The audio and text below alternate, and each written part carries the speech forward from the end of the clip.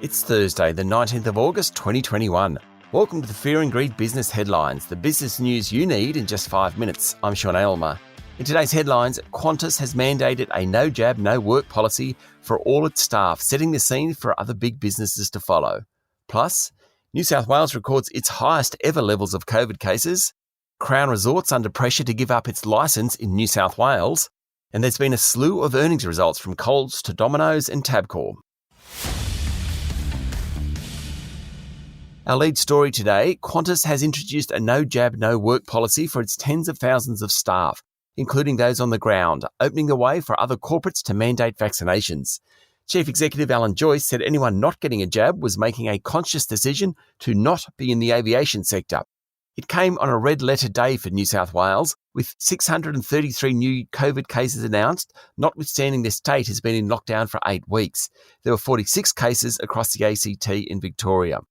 Qantas's decision came after surveying 12,000 staff and follows moves by the manufacturer's SPC to make jabs for employees compulsory.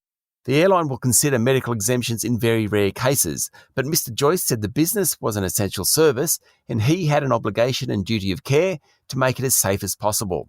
Lawyers said it is very possible that an employee will go to the Fair Work Commission claiming unfair dismissal if they object to the vaccine. Unions said they didn't support the initiative and weren't consulted.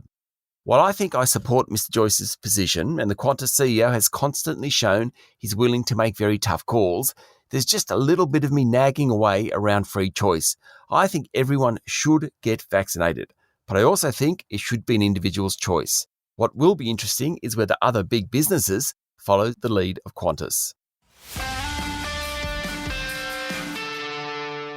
In overseas news, Chinese President Xi Jinping provided an outline for common prosperity in the world's second largest economy yesterday, including income regulation and a redistribution of wealth.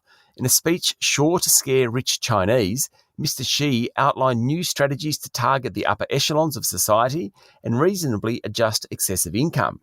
The richest 20% of Chinese earn more than 10 times the poorest 20%. The Biden administration plans to offer a third dose of some vaccines to Americans from next month, as a number of new cases of the Delta variant of COVID-19 continues to rise. The booster shots will be provided 8 months after the second jab.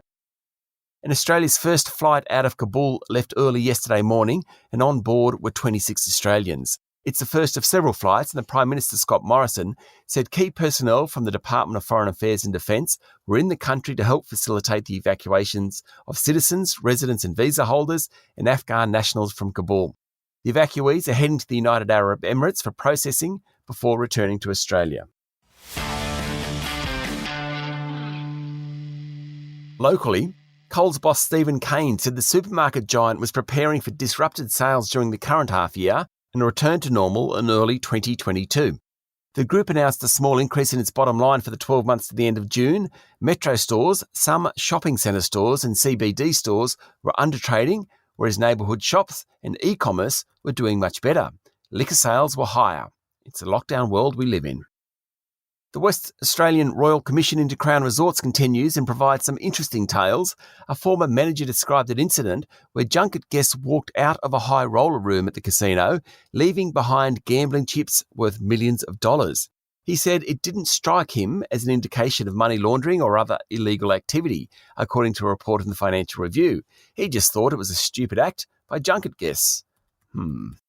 And last night, The Australian reported that James Packer will almost certainly be forced to sell down his 37% stake in the gaming giant if it wants to operate in New South Wales, after the state government agreed to support the regulatory recommendations of the Bergen inquiry, one of which suggested a 10% shareholder cap on casino operations in New South Wales. 24 hours after doing a deal to merge with BHP's oil and gas business, Woodside has reported a lower than expected profit, triggering a 2% fall in its share price. BHP shareholders also seem less than impressed with the changes announced on Tuesday night by the big Australian. Its share price fell 7% yesterday, worth almost $11 billion.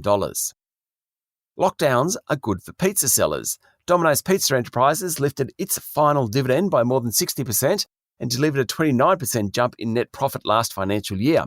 That's in part because Domino's opened 285 new stores around the globe last financial year, mostly in Europe and Japan, where its future lies. What else do people like doing during lockdowns and restrictions? Buy lottery tickets. Tabcorp released its full-year results yesterday, and profit from the lotteries group, which includes Powerball, Oz Lotto and Saturday Lotto, hit record levels. The wagering division was harmed by lockdowns as TABs closed around the country. That's the Fear and Greed business headlines for today. Make sure you hit follow so you get it every morning. And if you'd like more detail and more stories, search for our longer daily podcast called Fear and Greed. We also release a daily interview. Today, we look at the business of making movies in Byron Bay. Don't forget to follow us on LinkedIn, Facebook and Twitter, or go to fearandgreed.com.au. I'll be back with the afternoon market report. I'm Sean Aylmer. Have a great day.